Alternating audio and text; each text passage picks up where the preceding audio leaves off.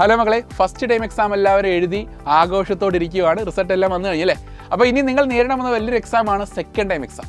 Second time എക്സാമിന് എന്തൊക്കെയാണ് portions വരാൻ പോകുന്നത്?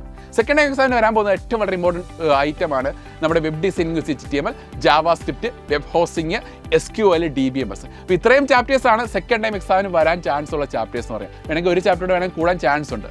അപ്പോൾ സെക്കൻഡ് ടൈം എക്സാം എന്ന് പറയുമ്പോൾ നമ്മുടെ ഫൈനൽ എക്സാമിൻ്റെ 90% പോർഷൻസ് ആണ് സെക്കൻഡ് ടൈം എക്സാമിന് വരുന്നത്. അപ്പോൾ സെക്കൻഡ് ടൈം എക്സാം എന്ന് പറയുമ്പോൾ നിങ്ങൾ നിസ്സാരമായിട്ട് കണക്കാക്കല്, കാരണം ഈ ഒരു ഫൈനൽ എക്സാമിന് മുന്നോടിയായിട്ട് വരുന്നത് വളരെ ഇമ്പോർട്ടൻറ്റ് എക്സാം തന്നെയാണിത് സെക്കൻഡ് ടൈം എക്സാം. അപ്പോൾ വെബ് ഡിസൈനിങ്, HTML കുറിച്ച് പറയുകയാണെങ്കിൽ നിങ്ങളുടെ ഈ ലാബ് എക്സാം വരുന്നുണ്ട്.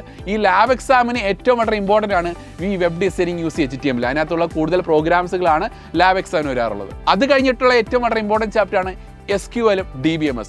SQL എന്ന് പറഞ്ഞാൽ structured query language. Structured query language എന്ന് പറയുമ്പോൾ നമ്മൾ ഡേറ്റാബേസിനെ വളരെ ഈസിലി ഡിസൈൻ ചെയ്യാൻ ഉപയോഗിക്കുന്ന ഒരു ലാംഗ്വേജ് ആണെന്ന് SQL എന്ന് പറഞ്ഞാൽ. അതിനകത്തുള്ള ക്വറീസും അതിനകത്തുള്ള ഇൻസർഷൻ, ഡിലീഷൻ കാര്യങ്ങളൊക്കെ എന്താണ് വിശദമായിട്ട് വിവരിക്കുന്ന ഒരു ചാപ്റ്ററാണ് SQL എന്ന് പറയുക. അപ്പോൾ നിങ്ങൾ എന്ത് ചെയ്യണം മക്കളെ? അപ്പോൾ ഈ ഒരു ചാപ്റ്റേഴ്സുകളൊക്കെ പഠിക്കണമെങ്കിൽ സിസ്റ്റമാറ്റിക് ആയിട്ടുള്ളതും സ്ട്രാറ്റജിക് ആയിട്ടുള്ളൊരു പഠനം ആവശ്യമാണ്.